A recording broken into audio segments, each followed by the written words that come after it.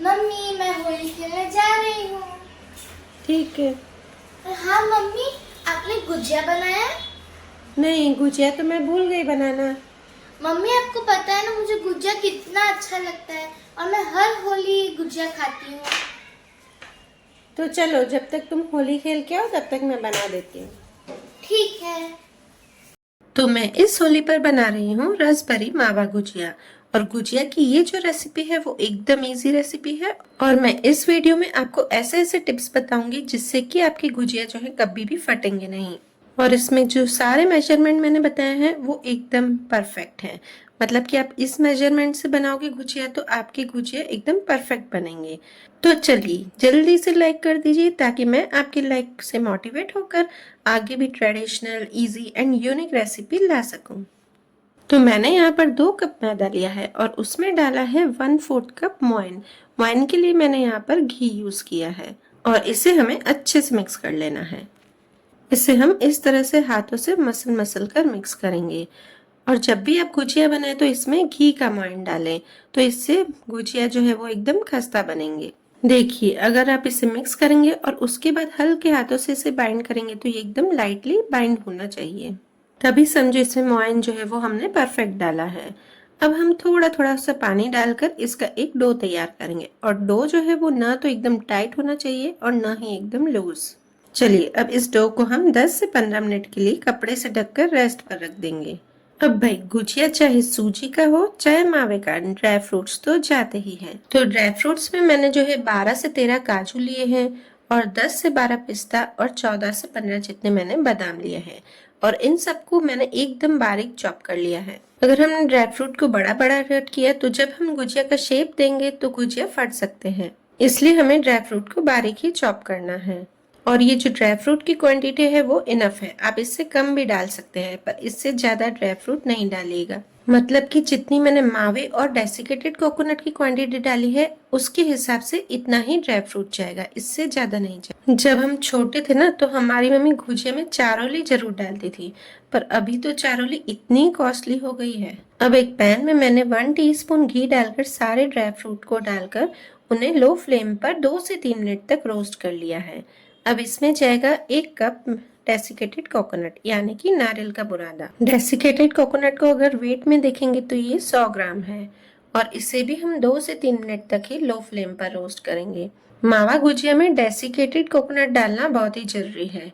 अगर हम इसमें डेसिकेटेड कोकोनट नहीं डालते हैं तो जो मिक्सचर है वो चिपचिपा रह जाएगा, ड्राई नहीं होगा, तो गुजिया फटने के चांसेस ज्यादा होते हैं। और गुजिया का जो शेप है वो भी एकदम चिपका चिपका हुआ रहेगा, मतलब कि बीच में से ऊपर की ओर उभरा हुआ नहीं आएगा। चलिए, अब इसमें डालेंगे 1 टीस्पून जितना इलायची पाउडर और इसे भी अच्छे से मिक्स करके इसे किसी बाउल में निकाल लेंगे ताकि हम इसी पैन में मावे को हल्का सा भूनेंगे।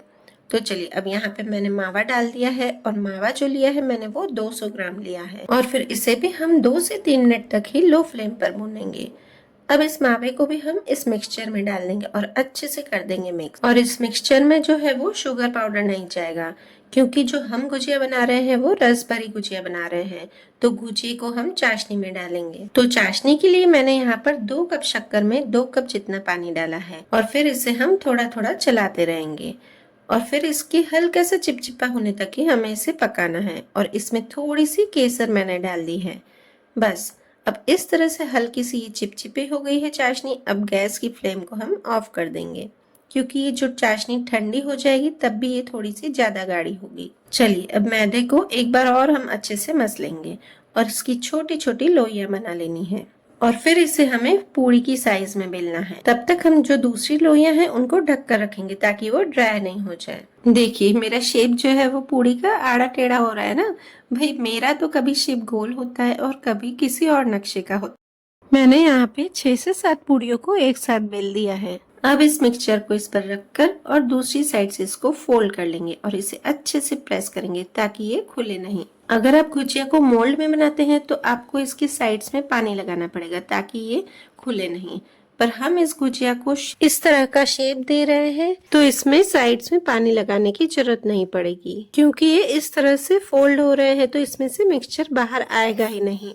इसको धीरे धीरे इस तरह से उंगली से शेप देते हुए फोल्ड करते जाएंगे। आपने इस तरह का शेप दे दिया तो गुजिया कभी भी खुलेंगे नहीं और इसका मिक्सचर बाहर नहीं आएगा। अब इसे हम फ्राई करेंगे। तो फ्राई करने के लिए पहले ऑयल थोड़ा सा गर्म होना चाहिए और फिर इसे हम लो फ्लेम पर ही फ्राई करेंगे। पहले इसे थोड़ा सा सिकने देना है, तब तक इसे हमें टच नहीं करना है और फिर इसे हमें इस तरह से करछी से घुमाते रहना है। नहीं तो क्या होगा कि इसका जो उभरा हुआ पार्ट है वो ज्यादा ब्राउन हो जाएगा और साइड से वो थोड़ी सी लाइट ब्राउन रहेगी। आप देखना, हमेशा मार्केट में कभी भी गुजिया बनाते हैं या समोसा या कचौरी जो भी फ्राई करते हैं तो उसे इस तरह से घुमाते भी जाते हैं। देखिए ये मैं पलट लिया है तो इसमें दूसरी तरफ से मैंने इसे थोड़ी ज्यादा देर तक के लिए ऐसे ही छोड़ दिया था। तो ये एक गुजिया का कलर जो है वो थोड़ा सा बीच में डार्क ब्राउन हो गया है। चलिए अब गुजिया के कलर अच्छे से गोल्डन ब्राउन हो गए हैं।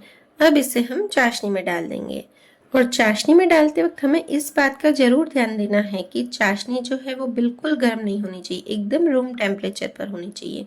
नहीं तो जब हमारे गुजिया ठंडे होंगे तो वो एकदम सॉगी हो जाएंगे, मतलब कि नरम हो जाएंगे। और गुजिया को इस तरह से थोड़ा सा चाशनी में भी पलटते जाना है। तो लीजिए एकदम बढ़िया से रस भरे गुजिया होली के लिए तैयार है। और उसके ऊपर से आप इस तरह से ड्राई फ्रूट्स या गुलाब की पत्तियों से गार्निश करें। मम्मी गुजिया बना दिया है?